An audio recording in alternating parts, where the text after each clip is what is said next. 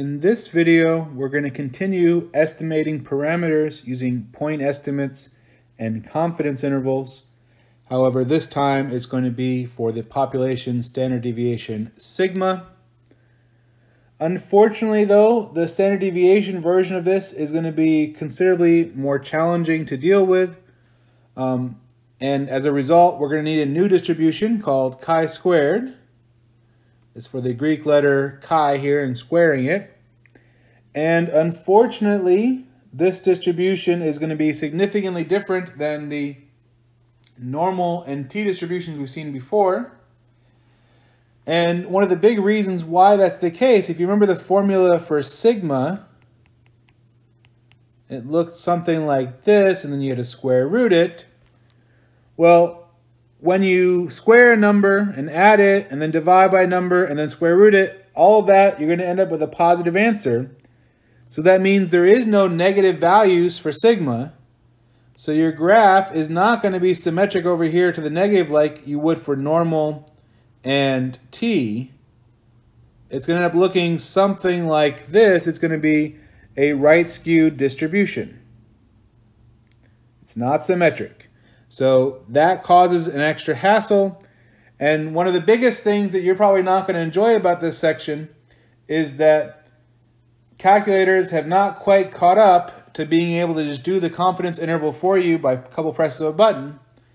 So what that means is we're going to need to actually use the table to get the answer. And I will have a separate video showing you how to exactly get the numbers off the table, but just understand that there's no quick, easy way on this. Maybe in another 10, 20 years, they'll have that function in the calculators, but I have not seen it yet, unfortunately.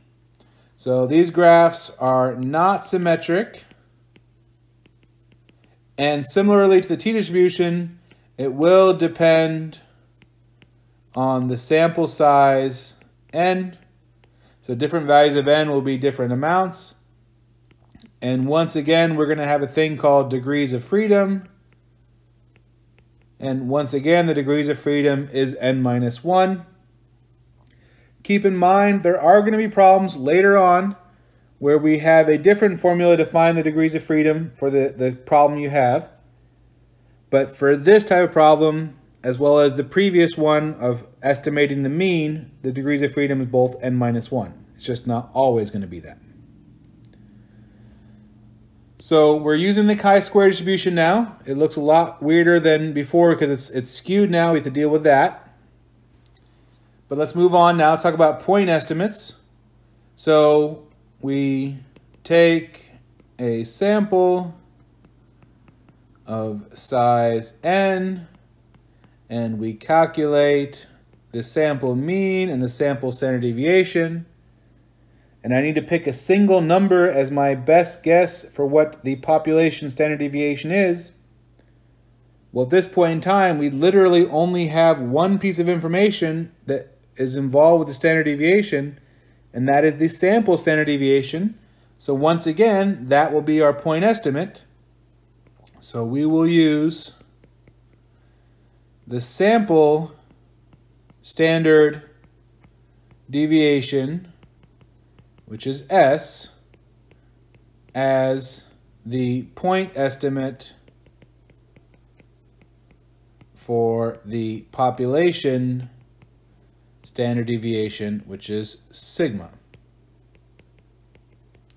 So whatever your sample standard deviation is, that's your single best guess for the population standard deviation. Now I want to make a quick little side comment here. You may or may not recall that there was the formula to calculate S, and it was different than the one to calculate sigma in that we had to divide by n minus 1. And at the time I said there's a reason for it, but we're not going to talk too much about it. Now is the time I want to explain why that's the case. So we are using S as our best point estimate for sigma. And if you did not use the n minus 1, if you use the same n as the population version, it turns out that on average, you would be underestimating the true value of sigma. The values you get would be smaller on average than the actual sigma value you'd expect to see, and that would not make a very good guess if you're always shooting under what you're supposed to be getting to. And it turns out that by making this an n-1 there, it makes it work out perfectly well that the average of all S with that formula for all samples is equal to the population standard deviation sigma. That means that if you take all possible samples and you take the mean of all the possible samples for S, you are going to get sigma as the answer. And we give that a name here. Whenever that happens, that the guess is going to be right on average, we say that that is an unbiased estimator. And all three of the point estimates we've used have all been unbiased estimators. However, you might not have had to even question them before. Before, if you're trying to guess the population mean, and you just use the sample mean as your guess, that kind of makes sense. It's just the same thing. This one is the only one that might have given you pause because you have a different formula here. Why would a different formula give you the right guess on average? And it's just, a bunch of math to work it out, but it's true. That's why we had the n-1 there, so that we can have an unbiased estimator in this case. Okay, so there's our point estimate. Now we need the confidence interval. Before, what we would do is we would take our point estimate, we would calculate a margin of error, and then we would do plus or minus based on the margin of error.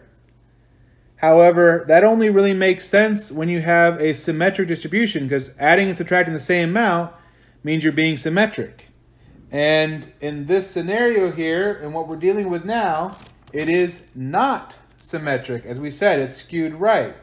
And so what that means is the formula that we have to deal with here is more complicated, unfortunately.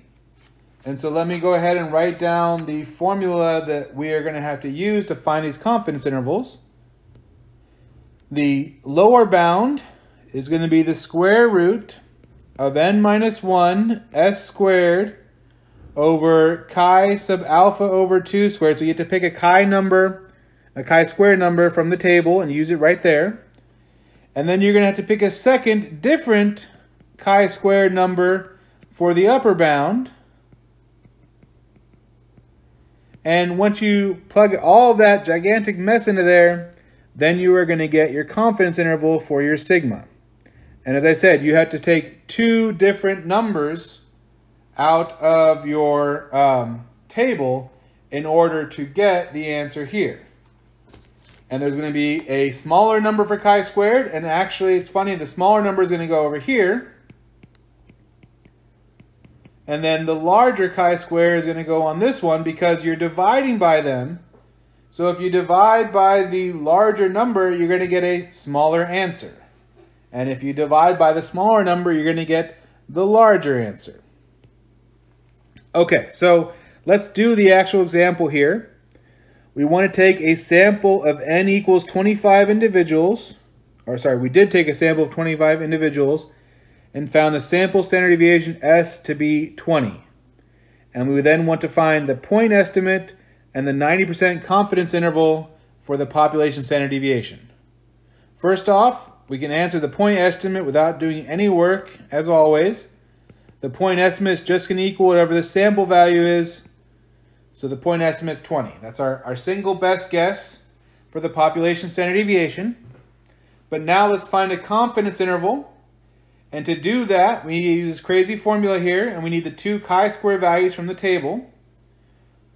Well, to get the chi-square values, we look at the table here. We're going to need to look at the degrees of freedom, which is n-1. So for this case, that's 24, because our n was 25 here. And if I look at my table, go down to degrees of freedom 24, and I look for the appropriate areas here, the smaller of the chi-square numbers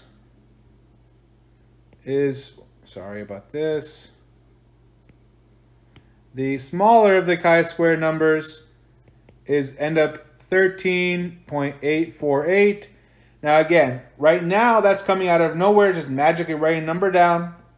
I will have a separate video showing you the chi-square table and showing you where to get this number.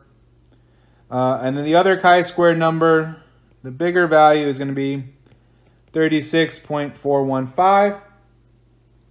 Now that I have those, I can plug everything into this crazy confidence interval formula. N minus 1 is 24. S squared, well, S was 20. Don't forget to square it there. It's easy to forget that. And then the chi-square number, the bigger one, was 36.415. And then do the same thing here, but with the smaller chi-square number.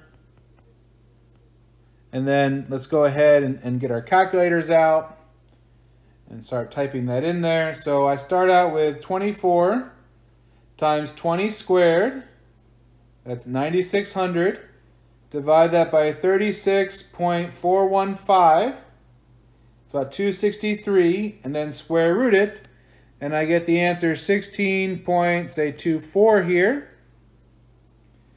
And if I do the same thing with the second number there, 24 times 20 squared divided by 13.848, and then square root that number, and I'm getting 26.33.